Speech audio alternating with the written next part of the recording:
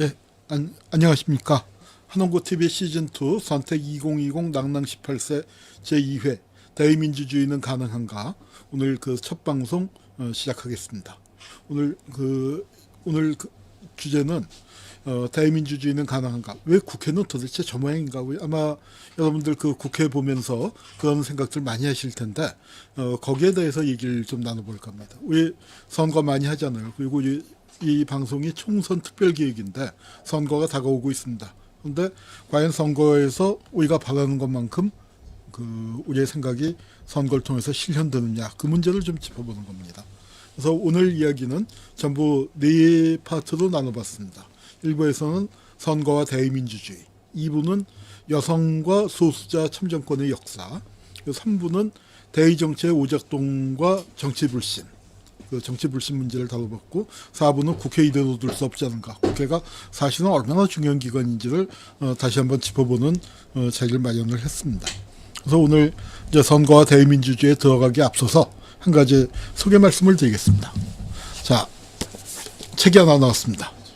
우리 한일 우익 근대사 완전 정복이라는 제목인데요. 이 한홍구 TV의 애청자 여러분들은 잘 아시겠습니다만, 작년 여름 아베의 난이 일어나고 난 직후에 우리가 이 한일 관계 토파보기 라는 주제로 제가 5번쯤 방송을 했고, 또 우리 이영채 교수를 모셔서 4번 특강을 했고, 또 둘이 같이 대담을 하는 기회도 만들었습니다. 그래서 한 10번 정도 방송을 했는데, 그거를 이렇게 책으로 묶었습니다. 한일 우익근대사 완전정복. 창비에서 그 책이 나왔거든요. 그래서 이제 이 창비에서 나온 책, 이영채 교수의 특강과 이걸 다 합쳐서, 그러니까 이렇게 책을 잘 만들었습니다. 우리 유튜브의 내용을 갖고 책이 이렇게 나온다는 게 저도 신기하기도 하고, 또 여러분들과 함께 만들었다는 점에서 대단히 기쁩니다. 우리 지금 서점에서 구입이 가능하신데요. 우리가 하고 있는 반헌법 행위자 열전 있죠. 평화박물관에서 그 성공회대 민주자료관이 중심이 돼서 진행을 하고 있는 반헌법 행위자 열전의 정기 후원자로 참여해 주시는 분들, 그 사이트에 오셔서 가입해 주시는 분들께는 제가 사인을 해서 한 권씩 보내드리도록 하겠습니다. 자, 그러면은 이제 오늘의 얘기로 들어가 볼까요? 네. 네. 자, 시청자 여러분들, 이제 본격적으로 시작을 하겠습니다. 우선 선거의 기본 원칙, 중앙선거관리위원회에서 예쁘게 이렇게 디자인해서 그림을 그려놨어요. 우리가 선거의 4대 원칙이라고 하는 것들 한번 짚어보도록 하겠습니다. 우선 보통선거가 있죠. 이게 제일 중요한 거라고 봅니다. 사회적인 신분, 교육, 재산, 그리고 인종, 종교, 성별 등에 대한 차별과 제한 없이 나이가 일정한 나이에 도달한 사람들은 모든 국민에게 원칙적으로 선거권을 인정하는 걸 보통선거라고 하고 있습니다. 이 보통선거가 실시되는 과정, 이것이 바로 민주주의의 발전의 역사라고 해도 과언이 아닌데요. 여기에 대해서 잠시 후에 좀 깊이 있게 살펴보도록 하겠고요. 두 번째는 평등선거입니다. 평등선거 문제는 오늘하고 다음번 시간에 걸쳐서 좀 더 짚어볼 텐데요. 도대체 이제 모든 유권자에게 한 표씩을 준 거죠. 1인 1표제. 그리고 이 대의민주주의는 바로 이 1인 1표제에 기초해서 모든 유권자가 동등하게 표를 행사하고, 거기서 많은 이 지지를 받은 후보 또는 정책이 실시가 되는 겁니다. 그러면 여러분들 뜻이 많이 반영이 되겠죠. 근데 실제 그런가요? 우리 평등선거, 법적으로 1인 1표제는 분명한데 현실에서는 이런 1표제가 아닌가 할 정도로, 그러니까 우리가 회의를 가지게 될 때가 많습니다. 그 얘기를 좀 짚어보도록 하겠습니다. 그 다음에 세 번째는 직접선거죠. 이거 누구 선거인이 중간에 개입하지 않고 우리가 직접 투표를 한다는 겁니다. 옛날 대통령 선거를 할 때 간접 선거를 하고 유신 시절에 했고, 또 미국, 이게 4대 원칙이라고 하지만 또 미국 같은 데는 여전히 대통령 선거인단 선거 제도를 실시하고 있어요. 습니다만 많은 나라에서는 직접 선거를 선거의 원칙으로 세우고 있습니다. 그 다음에 비밀 선거죠. 옛날에는 이 비밀 선거를 안 하기도 했습니다. 아니 내가 내 한 표를 행사하는 게 떳떳하게 내가 누구를 찍었다는 걸 얘기해야지. 그리고 지금도 국회에서도 그 정책 표결 같은 거 할 때 비밀 선거 안 하고 비밀 투표 안 하고 있죠. 그 전광판에 찬성 반대가 명기가 됩니다. 그런데 이 일반적인 국민들의 선거에서는 이 비밀 투표의 원칙을 정하고 있습니다. 왜냐하면 권력자가 탄압을 할 수도 있고 또 유권자가 적을 경우에는 그 회유, 뇌물 뭐 이런 것들이 그 작용하기 때문에 그 본인이 자기의 의사에 따라서 자유롭게 투표하려면 이 선거의 비밀성이 보장되어야 한다. 이제 이런 뜻이죠. 그래서 이 네 가지, 그러니까 비밀, 직접, 그리고 평등, 보통 이것을 선거의 4대 원칙이라고 그 얘기합니다. 그리고 이제 또 하나 자유선거죠. 외부인의 간섭이나 강제를 받지 않고 자신의 선거권을 자유롭게 행사할 수 있어야 한다. 이것이 이제 선거의 원칙으로 적용이 되고 있습니다. 그런데 이 보통 선거가 이 실시가 되는 과정에서 여성이나 노예나 평민이나 외국인, 소수자 이런 사람들은 과연 언제부터 투표에 참여할 수 있었을까요? 이게 자 먼저 고대 그리스로 가볼까요? 아테네. 고대 그리스에서 아테네에서 이제 제일 먼저 민주주의를 실시했다. 그리고 아테네가 작은 이 아테네가 페르시아 같은 큰 나라를 이길 수 있었던 게 민주주의의 힘이다. 이제 이렇게 얘기가 됐습니다. 그래서 민주주의가 갖고 있는 어떤 그 힘, 위력에 대해서 우리가 많이 그 얘기를 해왔었죠. 그런데 어떤가요? 아테네의 민주주의가 대단히 훌륭하긴 한데, 그런데 이게 당신들만의 리그였다 하는 그 얘기들을 많이 합니다. 왜냐하면 여성이 투표권이 없었어요. 여기 그림에 보세요. 다 아저씨들만 있죠. 다 아저씨들만 있습니다. 그리고 그 다음에 노예 없어요. 노예는 이제 뭐 음식 날르고 그럴 때나 등장을 할까요? 예. 그리고 외국인한테 투표권을 주지 않았습니다. 그래서 아테네가 민주주의를 했다라고 하지만 전 국민의 한 20% 정도만이 실질적으로 투표권을 그 행사했었다. 아테네 같은 나라에서 이렇게 보면은 이제 물론 이제 그 청소년들 투표권이나 아동들 투표권이 없었을 테고 여성들 투표권이 없었고 그래서 성인 남성에게만 투표권이 부여되다 보니까 그 사회에 한 20% 정도만이 투표권을 갖고 있었다는 거죠. 요거는 윌리엄 호가스라는 사람이 쓴 그 풍자화 중에 그 이 투표일이라는 겁니다. 이 투표일 날 그 상당히 이제 난장판스러운 그 번잡스럽고 그 다음에 저기 뒤에는 마차가 이제 부서져 있는데 거기서는 또 마부들은 이 투표를 못 해요. 왜냐하면 재산이 없으니까 돈을 못 내니까. 그래서 이제 이런 그 좀 이렇게 이 귀부인들 그 투표하러 온 데서 자기들끼리는 이제 따로 모여서 얘기하고 있고 이제 하는 그런 거였습니다. 즉 처음에 선거가 실시될 때도 돈 있는 사람 아니고는 투표를 못했으니까요. 자, 미국 독립선언서, 미국이 이제 뭐 민주주의를 제일 잘했다 이제 그렇게 얘기하는데 1776년에 미국이 독립선언을 했는데 그때 미국은 어땠을까요? 백인, 남성, 21세 이상 그리고 백인 남성 중에서도 재산이 있어야 하고 납세 능력이 있는 자에게만. 그래서 돈 있는 사람들만 투표를 하던 게 민주주의였습니다. 이게 전 국민에게까지 확대되는 과정. 그것이 그렇게 쉽지만은 않았다. 이제 그런 그 말씀이죠. 이건 뭐 미국뿐만 아니라 전 세계적으로 다 그랬었습니다. 보통 선거로 가는 역사 중에 피털로 학살 사건. 어디서 일어났냐. 우리 박지성 선수가 뛰었던 맨체스터 유나이티드. 그 유나이티드라는 게 뭘까요? 유니언.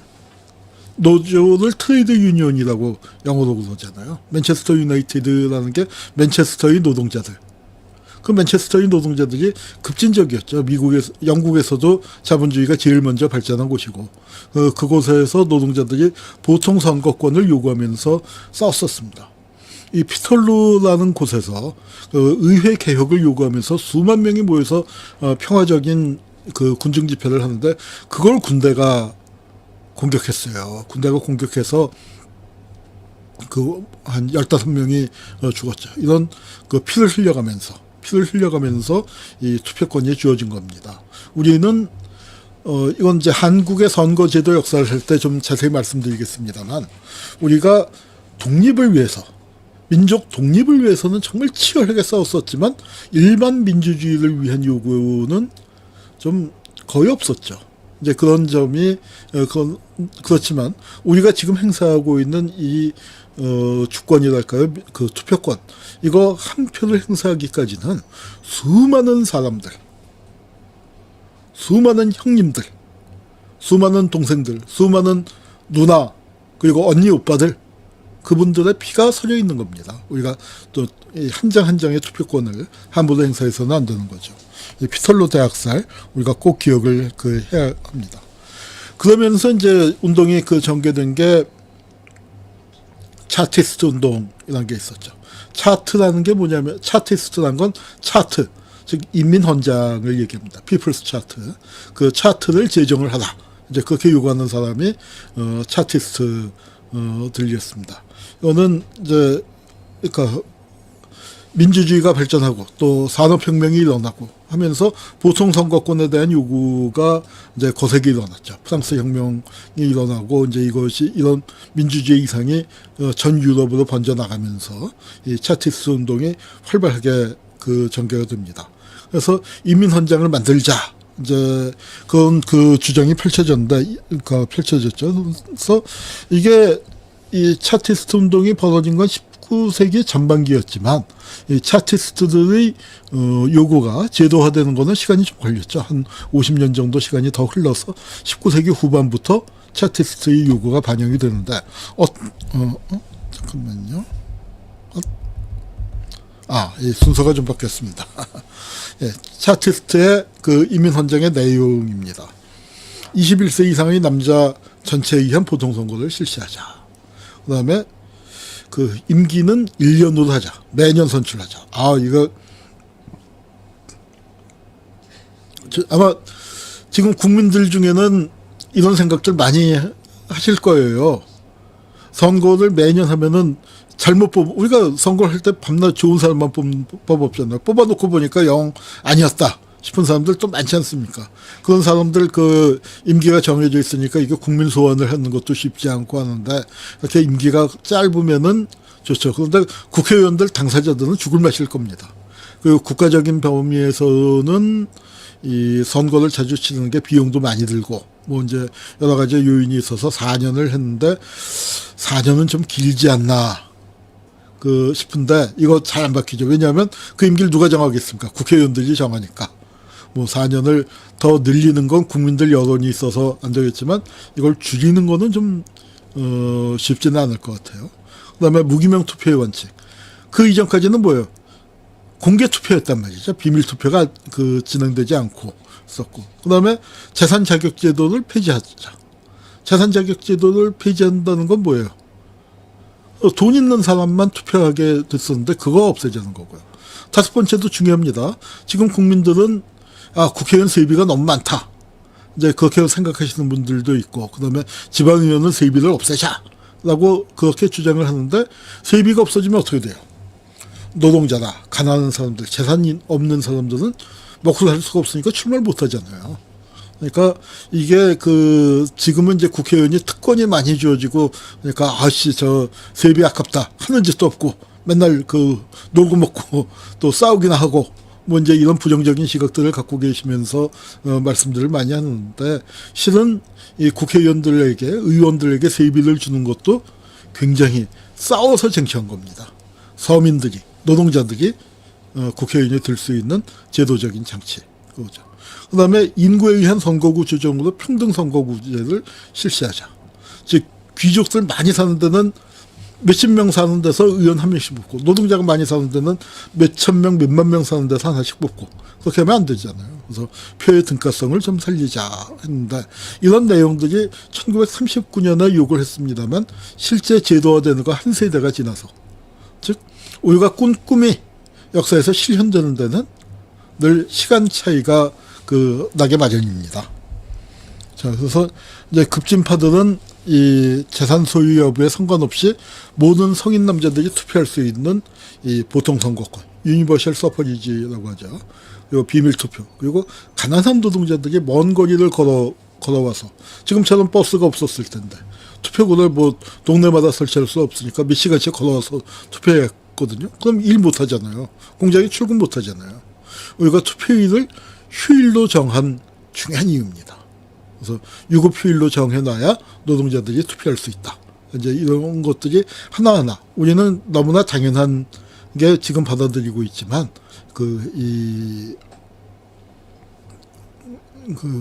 이런 것들이 제도화되는 과정이 그렇게 쉽지만은 않았다 하는 겁니다. 자, 그래서 영국에서도 선거권이 확대되는 과정을 보면은요,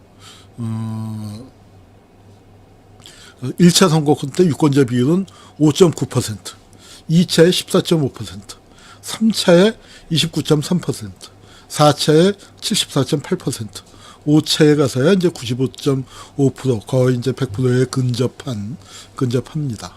아이고 우리 연혜님, 오연혜님, 코디 멋지다고. 핑크 셔츠보다 체크가 더 잘 어울린다고 하셨는데 지난주에 제가 뭐 입었는지를 기억하시나 봅니다. 감사합니다. 홍수님은 술 마시면서 강의 들으니까 완전 좋다고 하셨는데 저는 술 마시면서 강의했으면 좋겠습니다. 음주 강의를 언제 한번 했으면 좋겠는데 사실은 오늘 낮에 점심에 손님이 오셔갖고 살짝 한 잔을 했습니다. 그런데 방송 때문에 원하는 만큼을 못했는데 여기 음주 강의를 혹시 뭐 지금 다 깨고 하는 거긴 합니다만 한 잔밖에 안 해서 혹시 술 냄새가 풍겼나요? 하여튼 이 선거 얘기, 투표 얘기, 정치 얘기는 또 사실은 술이 빠지면은 하기가 어려운 거죠. 자, 문틈으로 뭘 또 훔쳐본다고 호응수님 하셨네요. 목욕하는 여자들은 없는 것 같습니다. 이제 선거권 확대가 누구에게 확대되는가. 처음에 1차 때는 산업자본가들, 중산층도 아니죠. 사실은 뭐 상류층이라고 해야겠죠. 그러다가 이제 2차 때 도시노동자와 소시민에게까지 확장됐고, 3차 때 소장농 농업노동자들에게 확장됐고, 4차 때 와서는 이제 여자들한테도 투표권이 주어지긴 한데 나이 차이를 뒀어요. 그러니까 옛날에 우리말에도 아여자라고 그랬잖아요. 아이들하고 여자를 이제 한데 묶어서 여자들은 성숙하지 못했다, 지적으로 뒤처진다, 뭐 이런 국가의 중대사를 어떻게 아여자들과 논하냐, 이제 이런 편견이 깨져 있다가 그게 이제 흩어지는 게 20세기 들어서도 한참 지나서 그러니까 1928년도에 영국에서도 이제 그때 가서 깨졌고. 이제 18세도, 우리 낭낭 18세가 됐습니다만, 18세도 선거권이 인하되는 건 영국에서도 1970년대에 이르러서, 그렇게 됐습니다.